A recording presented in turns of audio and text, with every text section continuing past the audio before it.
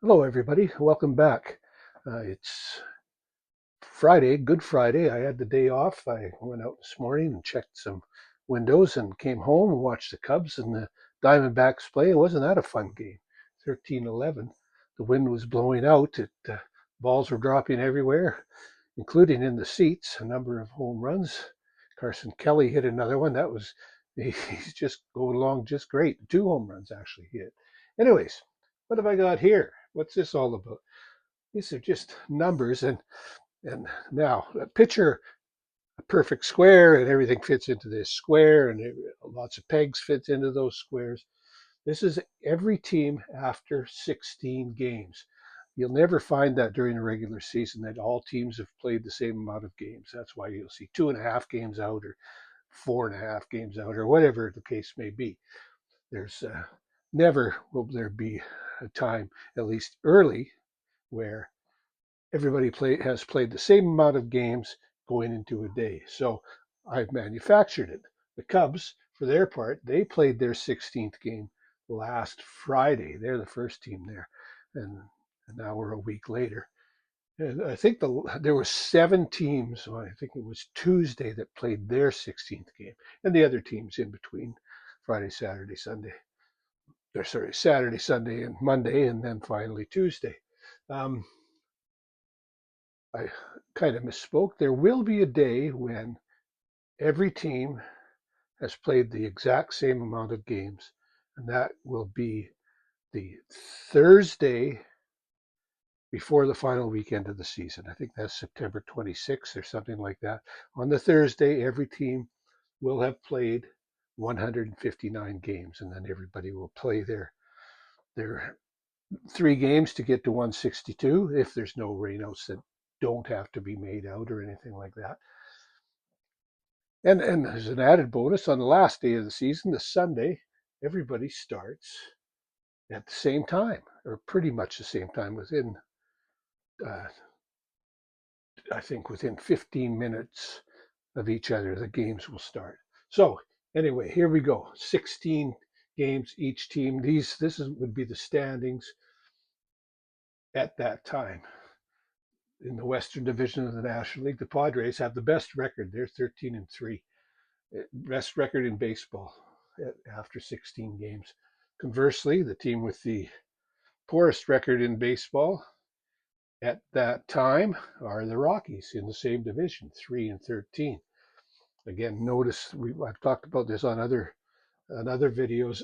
These 4 teams here, all above 500, all would be in first place in every division except for in the American League Central or the National League East. The Diamondbacks wouldn't be first place. They'd be second place in all of those divisions. But isn't that an amazing start for them? So there you have it. Um, the strongest division without a doubt. The Cubs, who have had a tough schedule so far, they're at 9-7. That's along with the Yankees and the Angels have the lowest amount of wins to lead their division at this time. And then there's the Mets and the Tigers in between the Padres and those other teams. So one thing I'd like to look at is, because it's 16 games, times it by 10. Is that how many games that each team is going to win during the season? Probably not, but hey, it's kind of neat to think about that. For instance, the Padres at 13-3, 13 times 10 is 130 games. Well, if they were to win 130 games this year, that would by far be the best record in the history of Major League Baseball. Of course, that record is held right now by the Seattle Mariners, who were 116-46 in 2001. I had kind of drifted away from baseball a little bit at that time, and I kind of like the Mariners because they're close. They weren't my favorite team, but I was busy coaching my kids, and so I wasn't paying as much attention. But can you imagine 116 wins in a season? That's amazing. So will the Padres get to 130? Kind of doubt that. But hey, you never know. The Giants 120. if they were to get to that point, to 10 times as much. 120, well, that's possible too. I don't know that they will.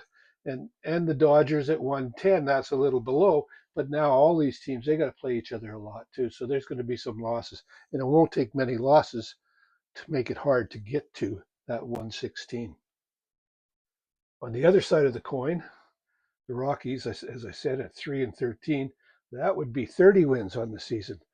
That would be way below the current low, which is 41 last year by the Chicago White Sox. Is anybody else around there? Well, yes, the White Sox have 4 wins right now, and that would put them at 40, give or take, because we're not at 162. We're at 160 the way we're talking now. So, anyways, that's so. Would the White Sox get there? That's a very possible thing to happen again. The Rockies, maybe. The Rockies, especially, they're in a very tough division, and so again, playing a little bit more often against these teams, so that'll make it really hard for them to not fall below that 141. And the other divisions, well, right now, currently, the Cubs lead, the Reds, Brewers, Cardinals, all very close. Although again, things have changed since Tuesday, as we are now on to Friday. A few more games have been played, and things quickly change because the season has just started and teams are close, and so teams can leapfrog over others. The Pirates at the bottom of the National League Central. The Mets doing well at 11-5. The Phillies, who are a good team, right behind them at 9-7. The Marlins, an improving team. The Nationals, an improving team. And the Braves, a team that there's maybe some concern, although they're a very good team. There's some concern right now. They uh,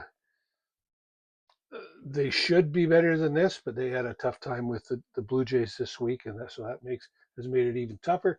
And yes, it's early, but you know what? Things have a way of catching up to you, and all of a sudden you're halfway through the season and you're still 6, 10 games out or something, and then it gets hard to get back even into the playoff picture. Down here in the American League, the Angels were on top after 16 games, tied with the Rangers at 9-7, but they met this week. The Rangers swept that series, and now the Angels have actually dropped quite a bit. It'll be interesting to see how they do. I assume I'm thinking they're going to go all the way down here to the bottom because they're young, because they're learning. Central Division, the Tigers, some are picking them to win the division, and they very well could. They're a very good team. The Guardians, I picked them to win this division again. They're right now 1 game behind the Tigers, but they they they're they're a good team, and I'm worried about their pitching a little bit. Although again, Clase pitched very well the other day. That's important that they have that stopper in the bullpen, that guy that can save a game for them. The Royals, kind of 8-8, 500. So, but they're a better team than that too. They'll be close. The Twins underachieving. What can you say about them? I'd love to see them turn it around. They're a small market. It'd be great for them to get things going the right way. The White Sox, there's a million things going on in Chicago. There's talk of them leaving. All of that stuff. That's got to weigh heavily on the players. They're young. They're learning. They're making mistakes. You see it all the time in their games. It's something they've got to go through to become better. In the Eastern Division of the American League, the Yankees are at the top right now. The Blue Jays, when I say it right now, that means it's 16 games. The Yankees and the Blue Jays tied. The Rays right behind them. The Red Sox not far behind them, and the Orioles, who have struggled out of the gate, but they're still close. Now, where are they? Now, as I said, 16 games. We've played some games since then. Have things changed? Well, somewhat. Padres are still on top. The Dodgers have moved up. The Giants have dropped. The Giants have been playing the Phillies, so that makes it tough. They ended up splitting with the Phillies. So they're in third, actually, then the Diamondbacks and the Rockies. Cubs are still on top here. The Brewers, who are improving, have moved ahead of the Reds, then the Cardinals and the Pirates. The Mets are still on top. The Phillies keeping pace with them. The Marlins as well. The Nationals and the Braves still in that same order. In the American League, as I said, the Rangers have moved into first place. The Angels have dropped down to third, and the Mariners have moved up to second. The Astros have dropped to last place, which is where I think they're going to end up. I think they're going to end up in last. They just lost too many players, too much change. They're still relying. Of course, they've got great players in Altuve and Alvarez, but Altuve's not getting any younger. He's playing a new position. I hope he does well. He seems to be doing okay in left field for them. And I think the Athletics will move up. In fact, I think the Athletics will come up to third place here. I think they will be better. Well, of course, they will be better than the Angels, I believe, and the Astros. So third place for them. That's what I think for them here. Nothing has changed as of yesterday, last night. This is where everybody's team, where everybody was. Tigers, Guardians, Royals, Twins, and White Sox in that order. Over here, the same thing. The Yankees, Blue Jays are on top, but the Rays have dropped down to last place. They've been playing the Yankees, and the Red Sox have moved up, and the Orioles, who are getting better now, they will move up. It's hard to say where teams, of course, will end up. We're 1/10 of the way through the season, but that's where it sits. That's at 16 in a perfect world where everybody played a game every day, and there was never a rain out. And if everybody had an off day, there was all on the same day, then you would be at this. But of course, that's not how it works, and nor should it work that way.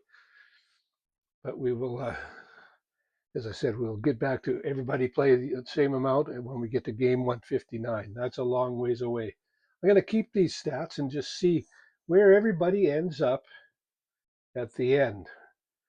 Be interested to see how many changes there will be and what the difference in games will be. Of course, I think it'll be wider when you look at the White Sox, for instance, and the Tigers. There's a difference of 6 games right now. I think that's going to be wider as well. The Padres or whoever wins this division will be more than 10 games ahead of the Rockies by the end of the season. In fact, at the Rockies at 10 games out right now, I think you can just say that while they are not going to finish in first place in their division, nor did anybody think they would, but to me, 10 games is the number. Once you start getting in double digits, it gets hard to even think about a division title. So there we have it. This is the Good Friday of the 2025 season. We'll look at this. I'm going to look at this again when I want to say teams have played 40 games, a quarter of the way through the season, just about. Of course, not everybody's going to be at 40 when we get there. So I'm going to go by the number of games that are played throughout the league, throughout Major League Baseball. So there will be, 40 games, 30 teams, that's 1,200. You divide that in half. So when the schedule gets to approximately the 600 mark, then we'll take a look and see where everybody is again and see if it's changed much from what it is right now. So, any thoughts about this on your comments? Is this something that you like to do? Do you like to make sure everything's? I think that's a little bit of OCD in me or something like that. I know it's there and it doesn't matter to me. So, any thoughts about this in the comments below? Is your team underperforming, overperforming? What do you think about that? So I'll talk to you again probably in a day or two. If you haven't done so already, please hit like and subscribe. I really appreciate your support. I will talk to you again soon.